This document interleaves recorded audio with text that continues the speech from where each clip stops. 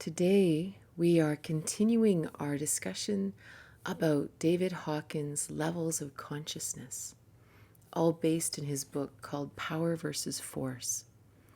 And in that book, he has a chart, which I'm going to show you,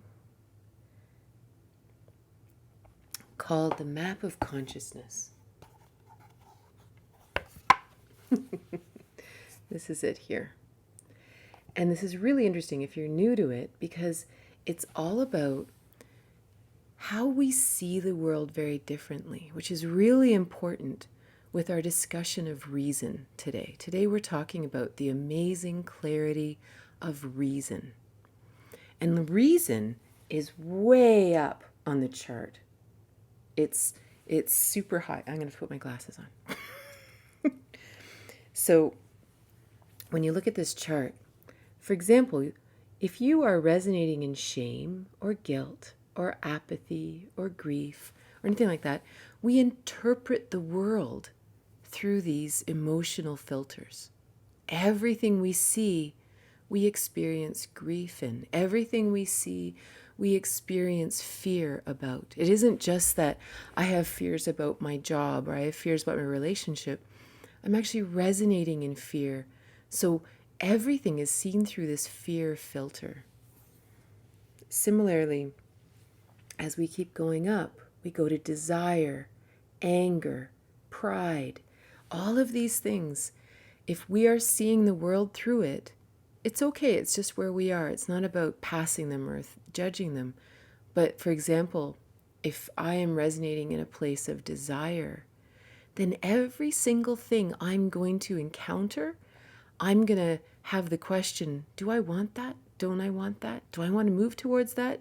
Is that stupid? Why would they want that? Everything's going to be about desire. What am I accumulating? What am I bringing into my life? What am I not bringing in? Everything will be about desire. Or if it's about pride, it's going to all be like, wow, that would be embarrassing. Or, well, yeah, that's what I want. That's, it's very kind of third chakra, sense of self. Got to strengthen the ego, to feel good about myself, which is really important. And we've done a lot of talks about this, about all of these individual levels and why each one is really important. But if we keep going up the chart, we hit courage, which is the beginning of real power, real internal power. Then we come up to neutrality, willingness, acceptance. Now we're at reason. If you look at the number beside there, the number beside reason is 400. 400, if you look down to shame is 20. And even courage is only 200. Now 400 is not double courage. 400, this is a logarithmic scale. It's not a linear scale. So 400 isn't double 200. A logarithmic scale is like 10 to the exponent. So if you imagine shame is 10 to the 20, so 10 with 20 zeros. These numbers are so monstrous, it's impossible to even look at them. But this is now 10 to the 400 zeros. This is like so much greater. So much. It's not just 20 times shame.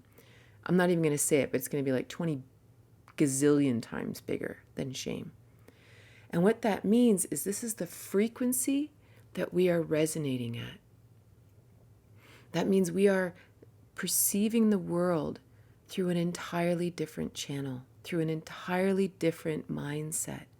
For example, if we're at courage, and courage is 200. So 10 to the 200 is 10 with 200 zeros behind it, as opposed to shame that is 10 to the 20. This is almost, as far as we're concerned, like again, even just saying 10 to the 20 doesn't mean anything. But this is such, we don't even have words for how big a number this is. So if we walk through the world and we're resonating in a state of courage, everything is an opportunity. Even the hardest things, even the greatest, what we would consider bad luck. It's just an opportunity. It's an obstacle to grow. It's well, I guess this is what's in front of me, so I'm going to step into it. And this is a state of power. This is a place where we really start living in a place of personal power. The reason I'm giving this background, because I know a lot of you guys have attended the other levels, but to even fathom reason, to even fathom what it is to double the number of zeros and get to reason, we actually need to understand what it would be like to look at the world through the previous levels. Because, you know, David Hawkins would say, like, the number of people who ever achieve the level of reason, and he wrote this book like 30 years ago, he figured at that time it was about 4% of the population. I believe this has grown a lot. I believe our consciousness has risen a lot in the last 30 years, like exponentially, especially since 2012. I do believe amazing things are now possible that never were before. And so this is actually how we're going to have this conversation today. We're actually going to interpret what we imagine reason to be at each of these levels, because we're all resonating at some of them at some point. And even the way we use language will change depending on where we're resonating. And again, in no way am I judging. If we happen to be living in a state of apathy, then that's where we are. And we need to slowly move up. And again, we've done lots of talks about those. So I'm not judging them, but we are going to use these emotional levels to almost climb the ladder to actually begin to be able to smell what 400 reason feels like. What does that feel like to resonate at that level? Because these are very, very high levels. Like, I'm actually really intrigued to talk about them,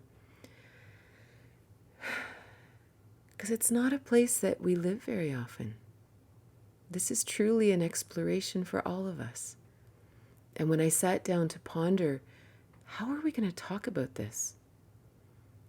At these levels, we're not necessarily sharing experience as much as we're just trying to fathom it. We're trying to taste it. We're trying to feel the times in our life where maybe we've touched it, and then we can then expand. So the first thing I did when I was pondering, how to have this talk, was I started asking myself, so what do we even consider reason to be? If I was to say, I resonate in a place of reason, what does that mean? And the first words that came to me, what it really felt, was it was sort of a sense of intelligence, a way of using the mind in a very healthy way. We use our mind in many unhealthy ways, right? Which we're going to talk about. But this is like the healthy use of this brain. This is when we actually use this brain in all of its power, in its strengths, that our brain isn't being used to beat us down or criticize or judge or anything like that. It's being used for what it was made for reason. Because sometimes when we think of reason, we think of, it sort of becomes, in the negative, it can become kind of intellectualism. It can become judgment. It can become debate. It can be argument, So I decided, okay, well, how do you define it? If you look this up in the dictionary, how do they define reason? And all the dictionary meanings I found were all about, well, this is the reason that happened. This is the purpose for that action. This is the reason that, this happened or that happened. And I thought, really? That's what reason is? Reason is explaining why something happened? Which was really weird to me. It was almost like how we live in a state of reaction to the world, and how today, because true reason is so uncommon, we don't even know what it is. We think the word reason means this is why that happened. That's all we've got. Like in the lower channels, that's the only time we use reason, is to try to explain when something happens. Isn't that weird? So I decided to go deeper, which is why I still have my glasses on. So I decided to do other research. Hey, Victor. Hi, Sarah Jane. So I decided to look up the etymology of the word reason, the actual source. Where did this word come from? Before I'm putting on my glasses to hear deeper. It does help, I think. So when I looked up the actual, where this word came from before the modern world kind of bastardized it and turned it into just, well, I know why that happened. You know, it's like, isn't that curious that our modern world has really adapted to this very fear-based, anger-based, shame-based society? I mean, it's Hollywood, it's everything, it's everywhere. That's the pool we're swimming in. So we've lost the actual meaning of the word reason. So I'm going to read a couple things to you guys. So around the year 1400, and I don't even know what language this is in, but it's reasonen.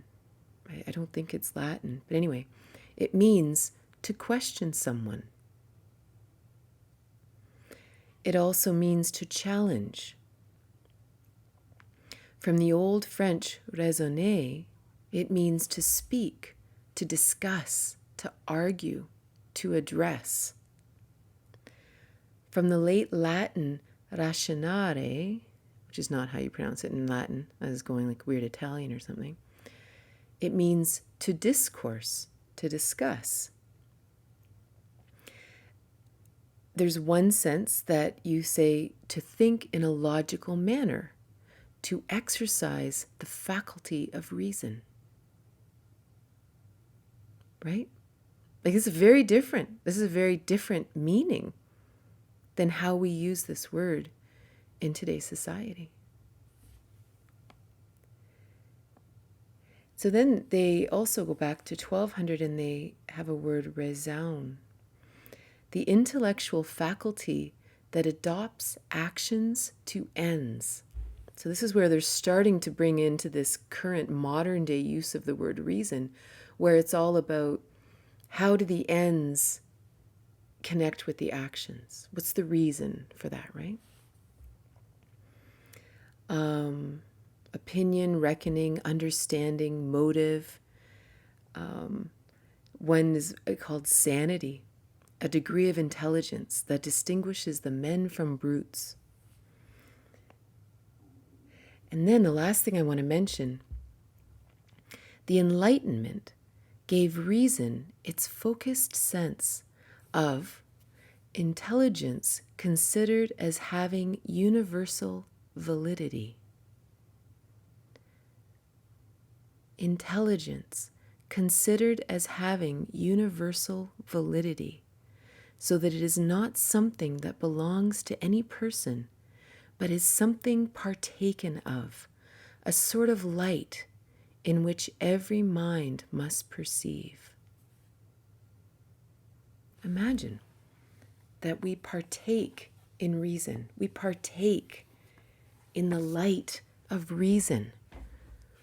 This to me speaks more to what the level of reason at 400 really means. We're not just making excuses for something, causing judgment, or anything like that. We are partaking in the light of true intelligence. Really, our brain wasn't just here. We always, in yoga, spiritual practice, we always talk about we have to set the mind aside. We have to put the brain aside. We can't go there. Because in the lower levels, it's used against us. But as we raise our frequency, as we heal, as we move through all these things and we come into these beautiful states. We're partaking in the light of reason.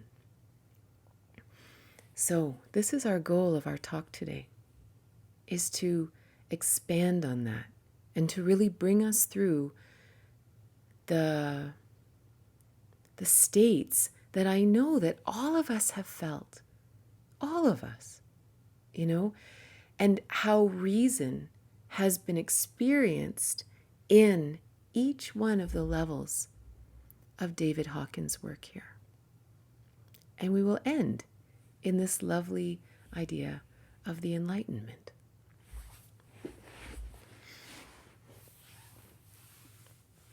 So let's ponder we're going to start with shame, the level of 20. So here are the questions we want to ask ourselves. We want to imagine ourselves in a state of shame and to realize we have this in all of us. It's not like it just disappears. We are the whole universe. So we can go into any experience we want, right? So we have to ask ourselves, at each one of these levels, why do we learn?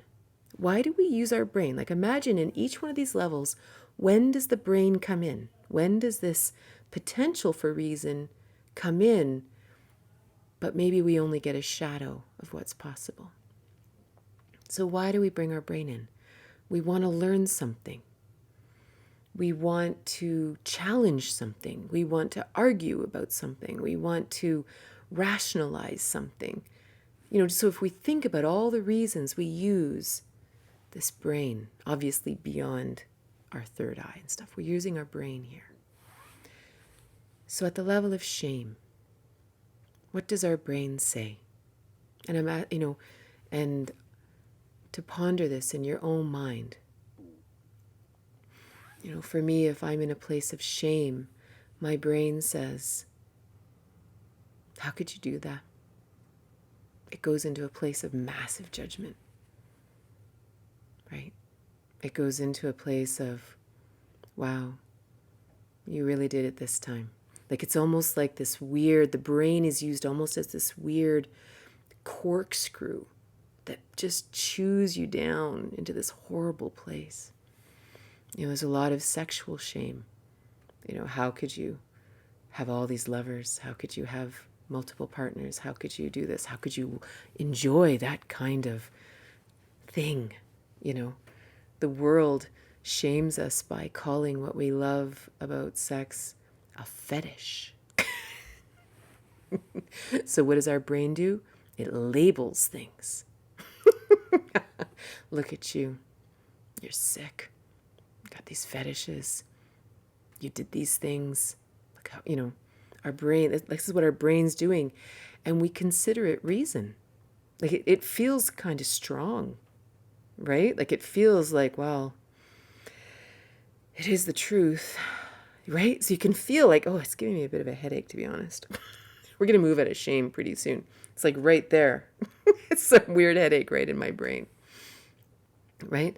But our brain is being used against us in shame, which is why it's so important to release it when that's what we're experiencing and move into the heart, So let's move up a notch and go into guilt. So guilt, the brain can come in, reason can come in a healthy place here and say, that was really not okay. That really was not a good idea. I really hurt somebody there. Okay, what are we going to do? How are we going to get out of this? How are we going to get out of this? Wow, that came out quickly. How are we going to make amends? How are we going to make this better? These are healthy uses of the brain in guilt. In guilt, the unhealthy use of the brain is, I did it again. And think of Catholic guilt. Think of the kind of systemic guilt or family guilt that gets stored in our brain, and it sounds like reason. Well, only a horrible person would do that, What kind of person would do that kind of thing? This sounds like reason. Here comes the judgment. Here comes it even can sound like an intellectual thing that, I've studied a lot of religion in my life. I was raised in a family of preachers and teachers, so the intellectual thing, I dig that kind of train of, of, not train of thought, but train of inquiry, I guess. My grandfather was a minister, my uncle was a minister, so kind of had it all over.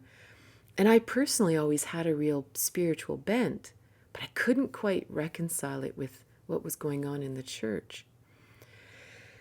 And what was really interesting is I really studied a lot of religion. I love the mystics, right? I love that divine connection. That's my true, if I have a religion, it's that mystic connection, no matter what the religion is. But it was really interesting, and one of the things that really went sideways, in my opinion, in the church, was that way back when, there's the Bible, like I'm only talking within the Christian faith right now, but within that time, there were a lot of intellectuals whoever it was, St. Augustine, or many monks, many intellectual religious people. And they created a lot of ideas that sound like reason, but they're actually just pure judgment. And a lot of that became part of the church's dogma. But it sounded so intellectual. It had to be right. It's almost like some part of our soul knows that reason, the light of reason, is such a saving grace. If I can tap into that, I'm doing well. But of course, what was brought in, it only just simply made people feel guilty. It only made them feel powerless. It only gave almost an intellectual construct for guilt and shame. Very dangerous. So when we have internalized a lot of guilt, especially from religious sources, from any religion, or from family, or from the state, from the government, it's very important to watch what's masquerading as reason when it's actually just intellectualism, kind of, I don't know, and we're not supposed to swear, but it's kind of that baffling with bull something, So just to watch. We have to watch. We have to be careful if we're in guilt. Then there's the next level up is apathy. Apathy. What does reason feel like in apathy? In apathy, reason almost feels super intelligent, right? It feels like, you think I'm playing with any of that? Nope. The world is nuts. Not playing. Intellectualism is used as a protective shield against the guilt, the shame, and all that stuff, right? So when we are in a very apathetic state, it's like, you know what? Whatever. No hope anyway. This will all be justified with an intellectual argument about why the world is so messed up. Again, smells like reason, but it's just an adaptation to survive. And I'm not saying if anyone's feeling in a state of apathy, then it's important to stay there for a time. But we have to be very careful that when we have justifications and argument and protectiveness here, it's not reason, it's protectiveness. Kind of feels like it though. Feels very powerful. Wow, I'm getting such a headache talking about this. I don't know about you guys, but I'm like, wow, we're going to have to like jump up and dance or something. This is so heavy, so brainy. Okay, let's take a deep breath and kind of shake those 3 layers off. Wow. Okay. Oh. But don't worry, the top of the ladder feels better. But we have to get rid of all the, not the masqueraders, the imposters. We have to get rid of all the imposters first. So I don't know, we've got to surround ourselves with white light and get all of our get our wits about us here. So the next level up is grief. So in the level of grief, oh my gosh, maybe it's not me, maybe I don't know who this is, but wow. The level of grief, we're now risking feeling, we're risking connecting, we're out of apathy. And unfortunately, one of the challenges of life is that when we love, we often lose. When we risk, it doesn't always work out, And so that's it's really, really hard. We did a big talk this week all about grief. And it's a heavy, tough topic that I'm not going to explain away in any way here. So when we ask ourselves, when we're living in grief, when we're suffering in grief, what is our brain doing? Right? What's our brain doing? What's it thinking about? Why? It's asking questions like, why? How could this happen? It's almost like when we think back to those original meanings of the word reason, we're challenging someone, we're challenging God, we're challenging the world, we're saying, why could this happen? This isn't okay. So there's a taste of reason here. When we imagine grief and we lose someone or we lose something, there is that higher self that comes in and says, I want to understand this. I want to understand how this fits into the big picture. I don't understand. Why does it hurt so much? These are great questions. These are actually questions of very, I don't want to say high frequency, but these are very important big picture questions. And it's only when we've actually had great loss that we even can begin to ask them, right? Because we have to encompass the entire human experience. We can't just speak from a pedestal about how grief fits into the big picture. We have to have experienced it. So there's flavors of reason in these questions.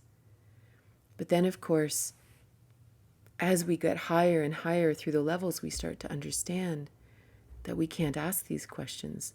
These questions are actually just meant to be questions. They're not meant to have answers.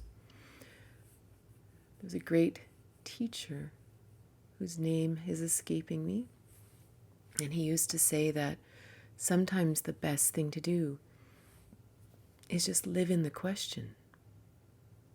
Like when we live in an infinite universe, when we live in this vast quantum field that we can't begin to fathom, a question like why is just a question. It's almost like an opening, we've opened up a satellite to ponder for the rest of our life.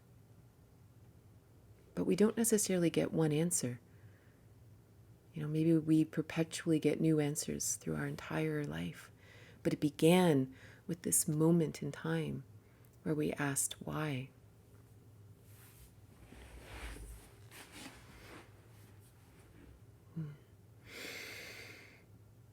So then beyond grief, we move into fear.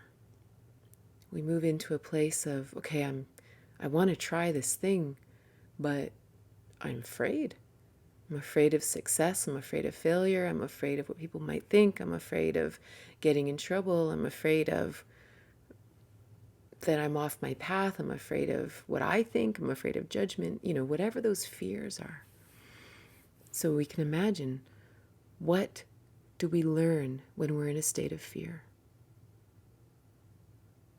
What's the imposter? What is, we might ask ourselves, our brain actually in a real negative state, our brain just lines up all the things to be afraid of.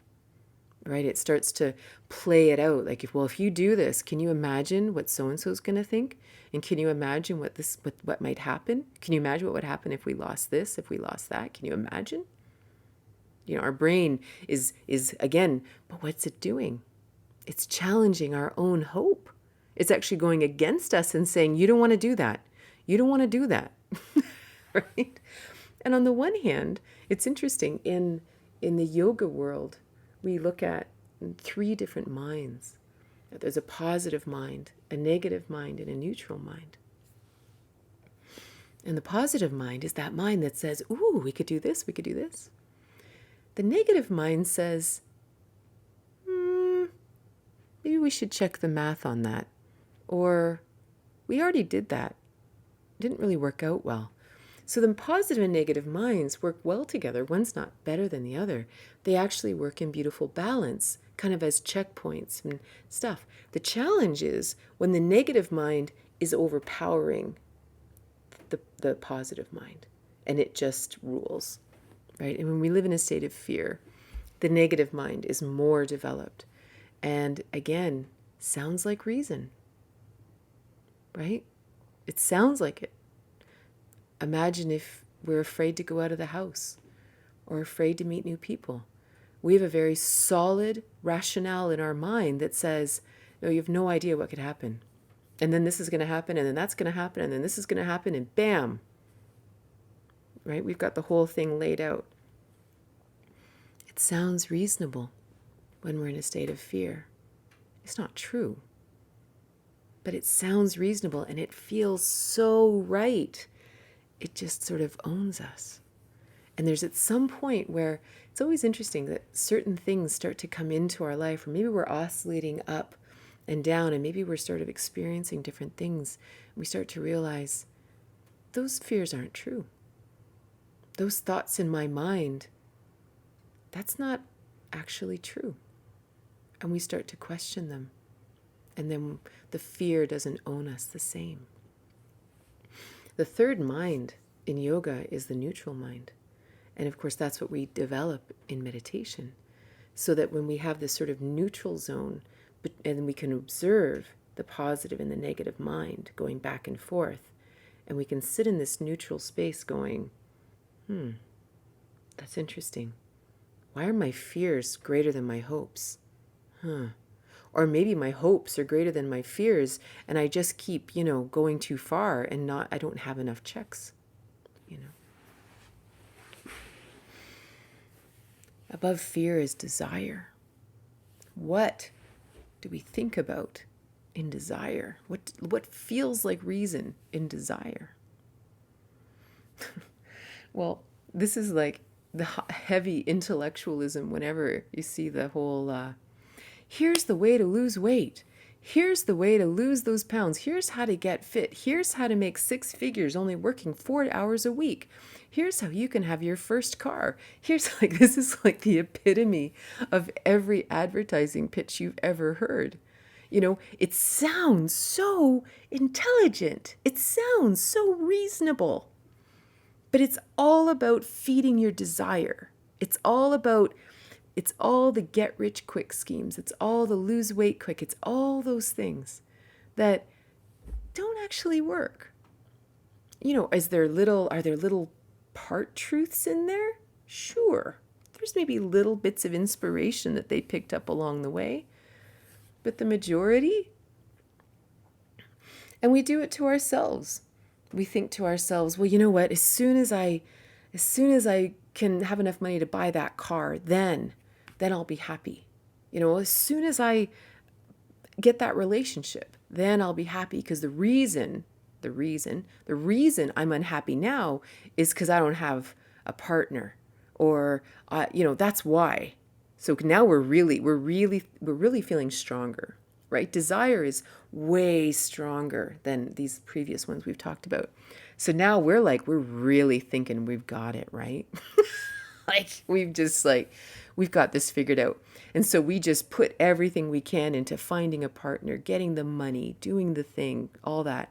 Again, way more powerful than the previous levels. But we aren't really in reason yet. Because what happens is we will believe anything that gets us what we want. And if that frame of thought, if that train of thought fits in with my desire consciousness and promises me something that I'm sure will bring me happiness, I will believe it and I will argue with you till the end of time because I'm right. This is the truth, right? Smells like reason, but it's desire, masquerading as reason. You may have to shake a lot of stuff off here. We're going to get into the happier places soon, I promise. The next one is anger.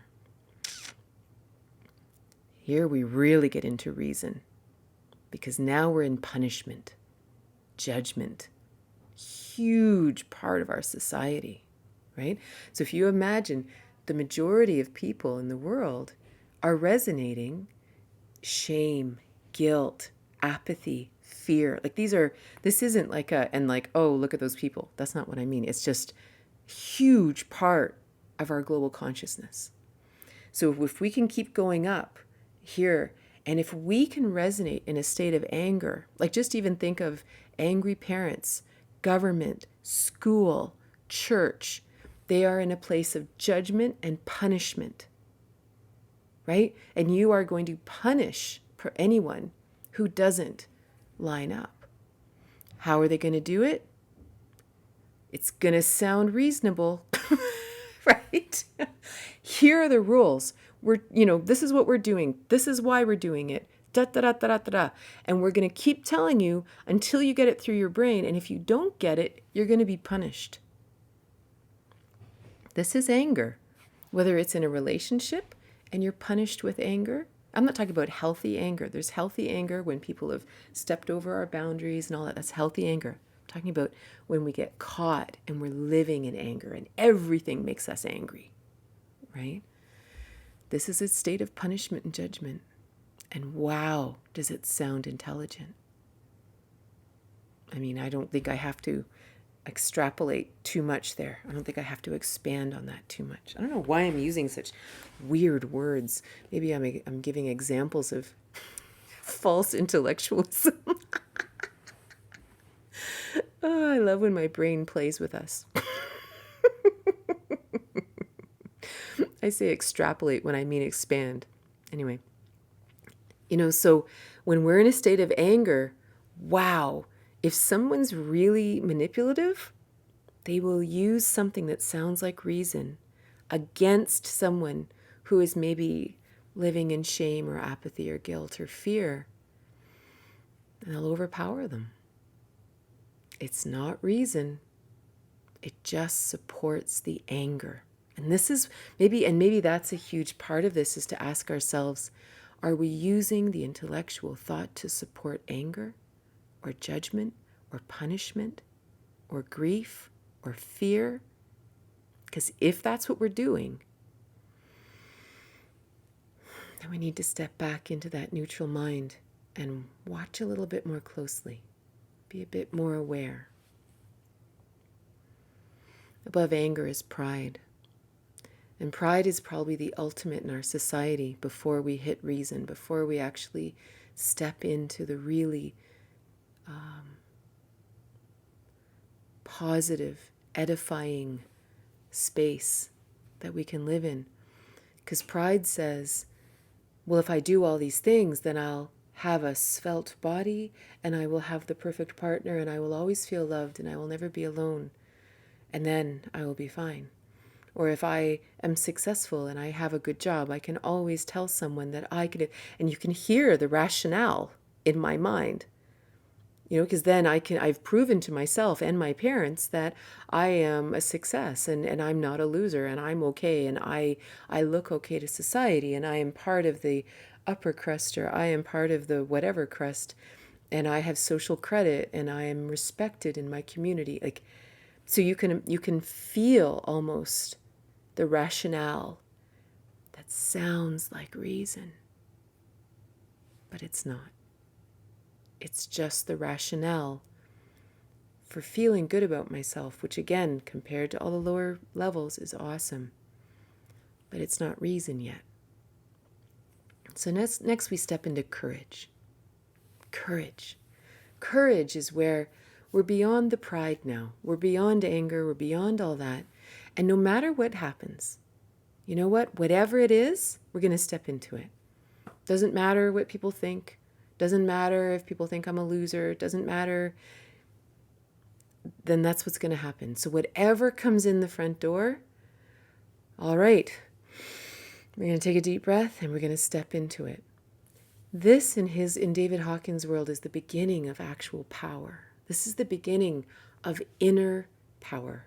We're not living from force. We're not reacting to external forces. We're not using force to get what we want.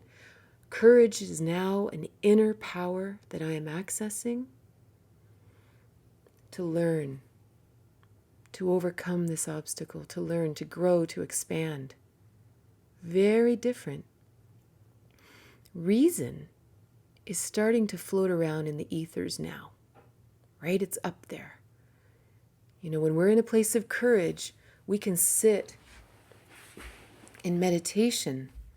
We can use this beautiful Gyan Mudra of wisdom, and we can ask a question. We can say, what's the truth here? And we sort of start to listen. And we get little bits, and we start to use that information to make choices. It's our intuition. It's all these things. We listen, and we start to make choices. We start to access a different kind of our brain. Like we still have all the things we've learned. Positive, negative, books, courses, teachers, life experiences. It's all in there. But it's starting to resort itself. Because we're starting to take everything in our brain and say, how can this all be used to step forward on my dream, in my dream? How can this all be used? We're reorganizing everything. We're we're getting the ducks in a row. We're getting things together because I want to build this thing. I want to try something new. It's different. So the next step up is neutrality. So now we're heading into a whole nother world. Neutrality isn't apathy. Neutrality is we've now realized we have the power of courage. We realize that we can actually do anything we want. We can make any choice we want. We can step into any experience, and we have the courage. Some strength will rise up and it will serve us. So we are in a place of courage completely. So then we start to look at the world around us, and we start to realize that there's really no benefit in being against anything. Everyone just has a different perspective. There's no reason to say that you're right and I'm wrong, or I'm right and you're wrong. And this is when we step into neutrality. And again, a massive topic that we've done other talks on. Huge way of looking at the world. Total neutrality. Imagine looking at every experience we've ever had in our life through the lens of neutrality. That I'm not hurt by what that person said. That's just what they said. At the time, I was hurt by that. I'm not bypassing it. It's just not loaded anymore. It's, wow, that was an interesting experience. All of a sudden, if, something happens and let's say I want to get a new job and I apply for this job, I'm actually neutral about whether I get it because something else is also happening here. We're starting to connect into the universe. We're starting to trust. Maybe there's purpose. Maybe there is a bigger plan. Maybe there's something I don't understand. Maybe we're starting to connect into that big picture, that quantum field. And if I don't get the job, then I wasn't meant to get the job. No shame, no guilt. It wasn't about me. I didn't do something wrong. It's not because my resume sucked or I'm not educated enough. I'm just not meant to have that job. And then lo and behold, another opportunity comes up. And one day you think, wow, am I ever glad I never got that job because this other opportunity came up. And by the time we're in neutrality, we've had enough of those experiences to say, nah, if it didn't happen, it's not meant to happen. It's like, if you've ever gone on dates with someone and been hurt that it didn't go further. And then later you realize, wow, kind of dodged a bullet there. Kind of glad that didn't happen. You have that happen enough. When things don't work out the way you planned, it's easier to be neutral. Genuinely neutral, not apathetic, genuinely neutral. And if something does happen, if you do get the job or you do get the partner, or you do have the windfall or whatever, you kind of go, that's awesome.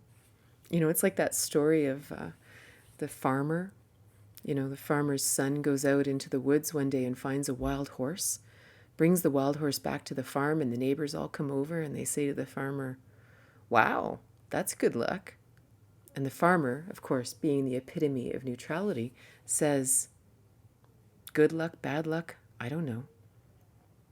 Then the son tries to ride the horse and make it so that, he can, I don't want to say break the horse because I hate that idea.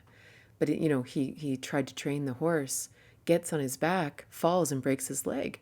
And of course the neighbors come over and they go, oh, wow, what bad luck that is. And the farmer says, good luck, bad luck, I don't know. And then, of course, the army comes in to bring him to war, and the son can't go because he has a broken leg. And the neighbors say, well, that's good luck. And it goes on. So this is neutrality. So we have to, in order to understand reason, we have to be able to imagine neutrality. So let's imagine that. Let's go there. Let's imagine you in a beautiful neutral space that we walk through life, fully allowing whatever to happen. And we fully trust that it's just the path. It's just the experiences we're going to have. No right, no wrong, just what is. So the next level up is willingness. Now, willingness is 100% grounded in neutrality. Willingness says, not only am I neutral, but whatever comes along that I feel called to do, the answer is yes. Yeah, sure, I'll do that. People in a state of willingness are never unemployed because they're willing to do anything. They're not driven from pride. It's like they could have 3 PhDs and someone says, hey, could you watch my kids for a few weeks, while we go on holidays? We'll pay you X amount. 100%. Sure. Do you want to dig this ditch for the next 2 years? Sure, I'll do that. Right? It's just willingness. It's like, is that what's needed in the village? Then I will do that. It's no anger, like as if, can you believe they asked me and I am this educated? It just kind of sounds like nonsense when we're in this space, right? So willingness is amazing. Willingness is in a relationship and your partner says, I'm really struggling about this. Can we talk about this? It's for sure. Let's talk about it. It's not loaded. It's not anything. Full neutrality, full willingness.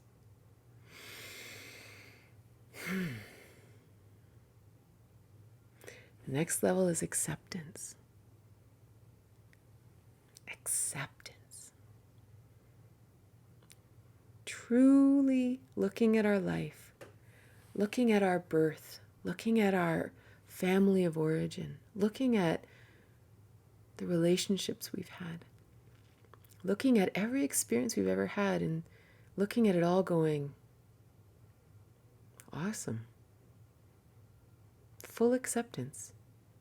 No, it could have been better. It should have been this way. How come this? No whys, no anything. Just, Acceptance. Looking at the world around us, looking at our current situation privately, in the world of socially, whatever, and we kind of look at it and go, it's not about not having opinions or anything like that. We may have perceptions, we may have gathered all kinds of interesting information, but again, imagine how we have reordered our mind, how we have gotten our ducks in a row to be able to fully accept everything in our life, in our life. It's best to stay personal, to be real. It's too abstract if we go too far afield, out in the world. But if we stay in our own world, our own circle of influence, imagine the way you would have to organize your mind to truly live in a state of acceptance.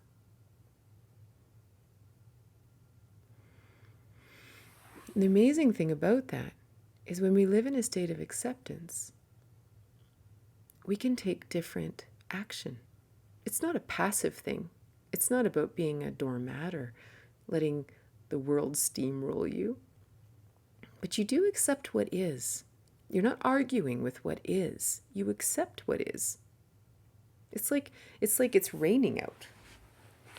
Well, I accept that it's raining. I'm not angry that it's raining. I'm not going to pretend it's not raining, but it's raining. And I accept it as part of the normal cycle of nature. Now what are we going to do? It's a very peaceful space. Acceptance. Acceptance in a relationship. Maybe you're in a difficult relationship. And when you sit in prayer and you ask the question, do I stay or do I go? And the answer is, stay. And I accept that. And I look at it and I think, okay, there must be something interesting to learn here. I'm not fighting with it.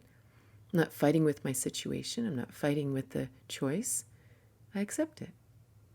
Maybe the answer is to leave. And I also accept that. And then I look around and I say, all right, what's the kindest, most effective way to work through this? But it's in full acceptance. There's no battle underneath. It's just acceptance. So, in this space, what does reason feel like? What does your mind feel like in reason? We accept the world. We accept our life. We accept our experiences. And then we start to learn. We learn about the world. We learn about life. We ponder things and we apply it to this big picture. And we look around and we understand. There's great understanding here. We even understand the things that aren't meant to be understood. We understand the questions that are never meant to be asked, or at least never meant to be answered. We understand this.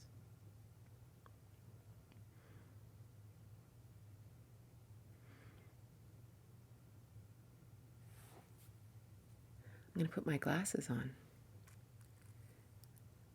And I'd love to know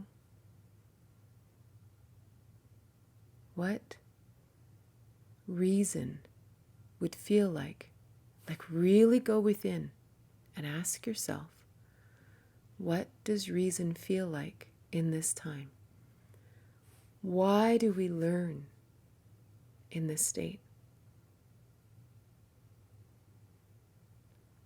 I can tell you what comes to me, but I'm really intrigued to know what you think. Why would I learn? Reason feels like the wisdom of intuition. Yes, the wisdom of intuition. Because we accept everything, everything gets blended together. We blend our shadow with our light. We don't have filters marring our outlook. Exactly. We see clearly with the light of reason. How different.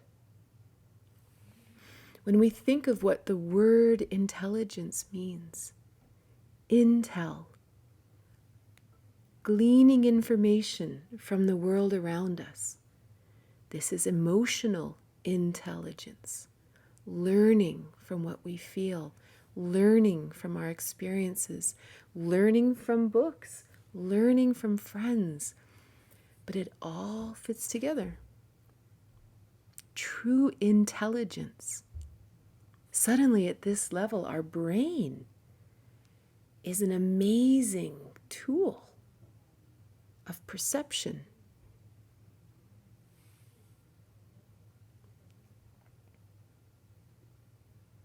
Now let's imagine the idea of challenge or discussion.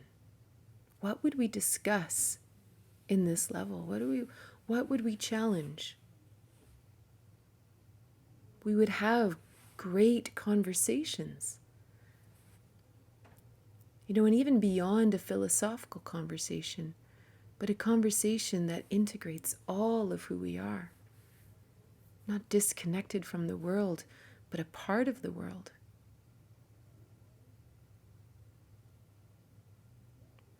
When I wrote my book, Tantric Intimacy, I really felt called to move to Toronto. I was living here, actually, in this little town of Goderich. It has like 8,000 people in it. And for whatever reason, I felt very called to move to Toronto. And I ended up getting a condo right downtown, like Yonge and Wellesley. If you know Toronto, it's like right, you can't even get more downtown than I was. And my daughter was working in the Starbucks just near the corner. And I ended up sort of living in the Starbucks. I was Starbucks mom. And I would sit there writing this book.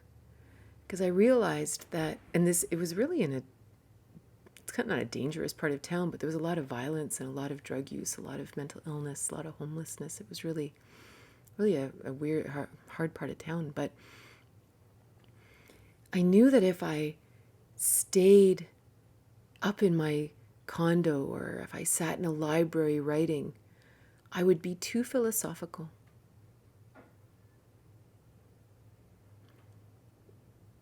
Whether I knew this or I didn't know it, but I did it. And so I ended up just sitting in this Starbucks and writing in this flow of humanity all around me.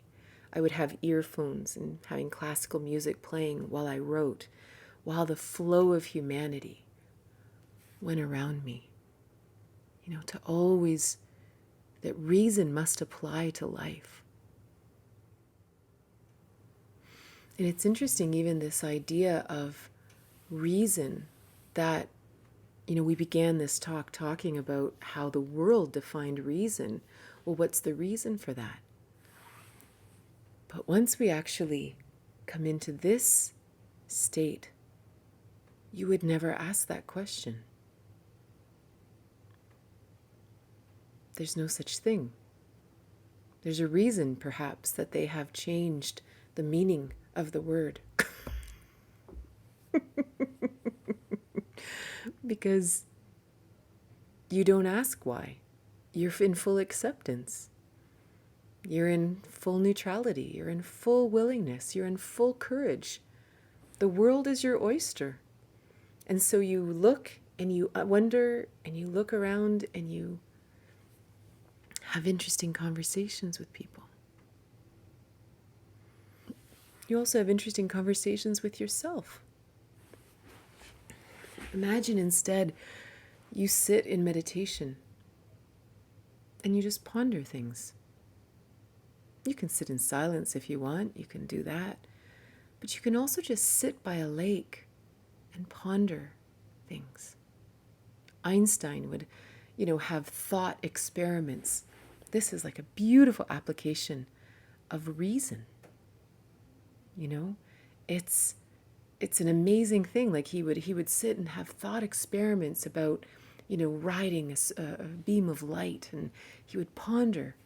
These are incredible uses of reason. Acceptance also doesn't mean that we have to condone what's happening. No, because we see it. We see it clearly. That's the difference. We actually can see through the eyes of reason.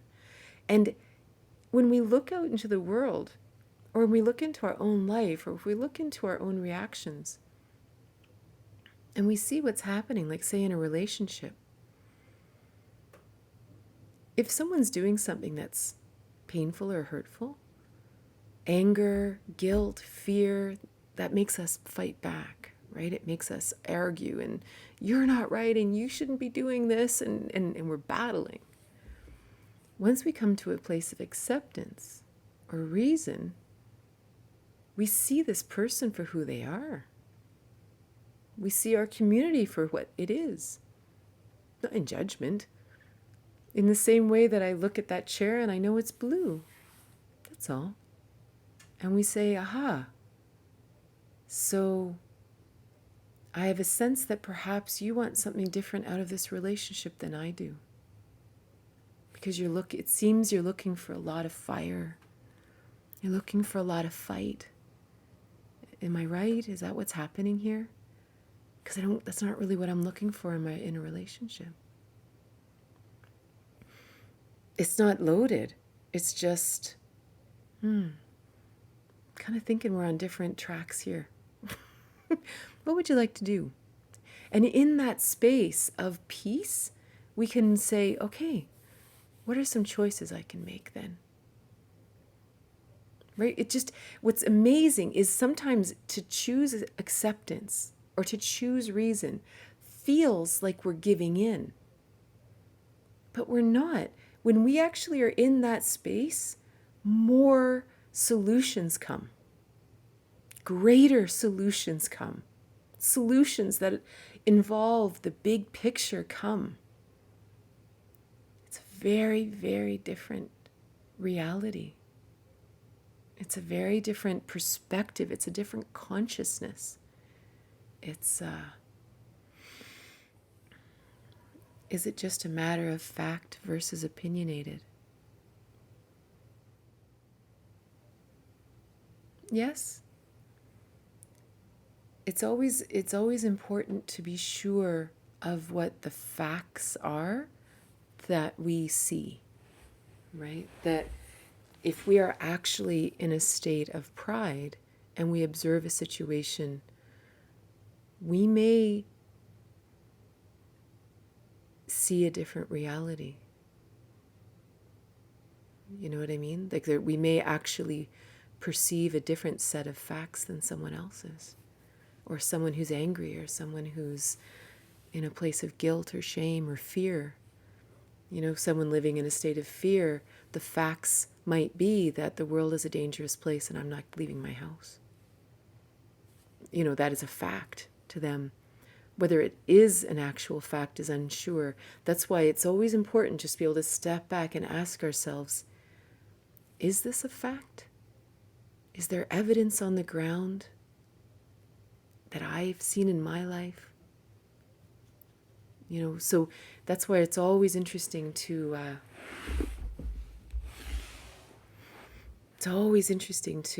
have people around you trust, that you can ask and say, this is how I see this. Are these actually facts?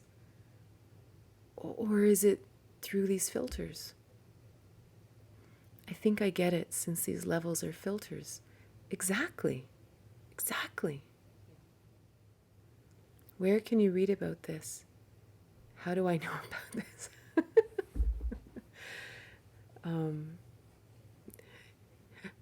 These are great questions.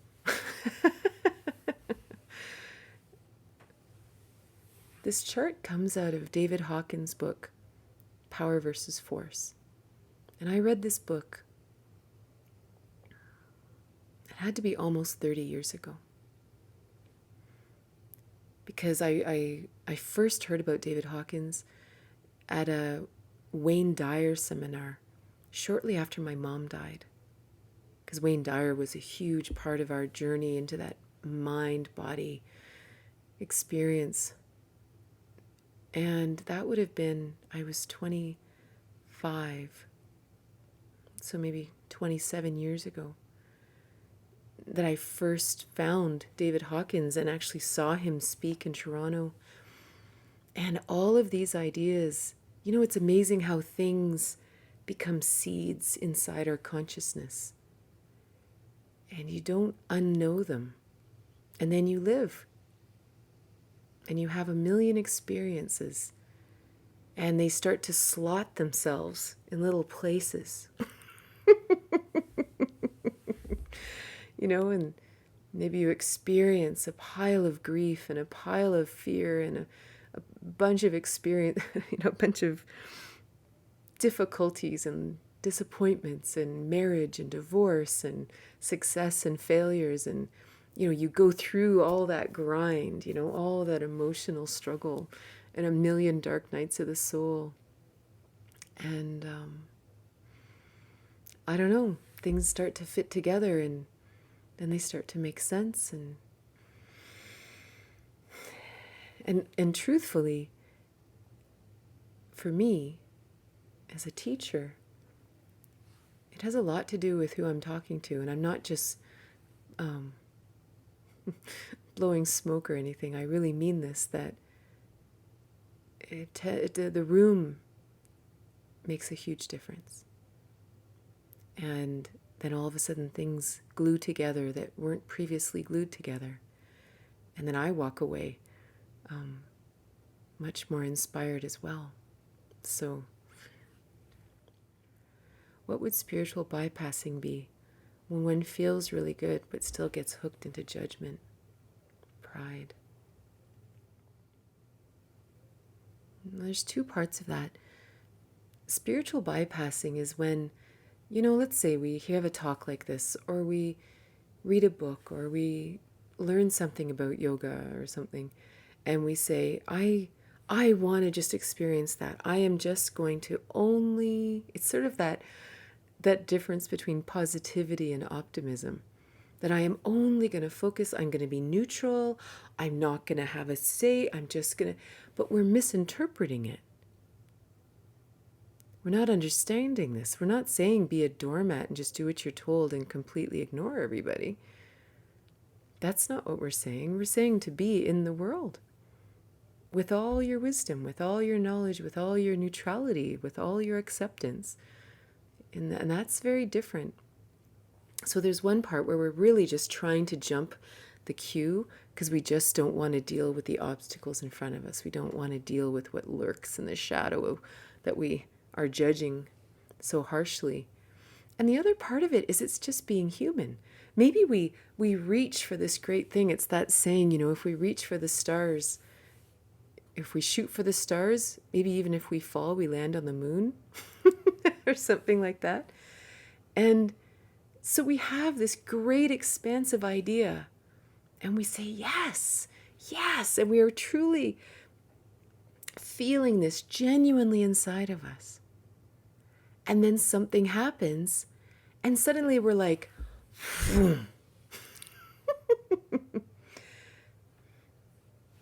but it's cyclical. It's not, it may feel like the last time you fell into judgment, but you're not the same.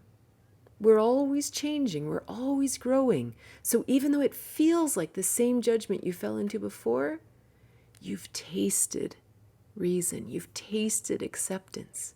You're a little bit different and will make a slightly different choice. It reminds me of that Epictetus quote, that, you never step into the same river twice.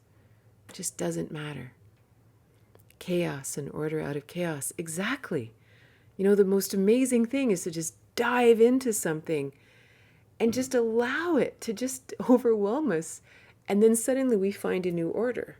And then we come into order and we feel strong and we're like, okay, let's jump again. And we find a new order and we just keep getting stronger and stronger. It's very cool. Very cool. And what about people who experience systemic injustices, generational? How does acceptance apply to them? So again, we have to come out of anger, pride, fear, grief. Like we have to come out of those. If we know what you're saying, we know what that feels like in fear, grief, right? We know exactly what that feels like. So when we come up to acceptance, we start to really understand the nature of humans. We accept that for whatever reason, this is where I was born. I don't know why. I don't know why this happened to me or my people or those people or whoever. But humans, for some reason, are quite susceptible to certain things. And here's what happens. Again, it's sort of like when you look at even the systemic injustices in the world, we can swirl in the whys and the pain and the grief, but does it help? But when we look at it from a higher consciousness that really absorbs all of it, we see the whole picture. And we're able to find true solutions on a global level, not just, with a micro magnifying glass. I think that's also one of the beautiful things that acceptance brings us, is it allows us to really sit in this place of wonder. Because we're not fighting anymore. We're not arguing. We're not battling our own existence. We look around us and say, look at this place. Wow. And then we close our eyes and we go, look at this place.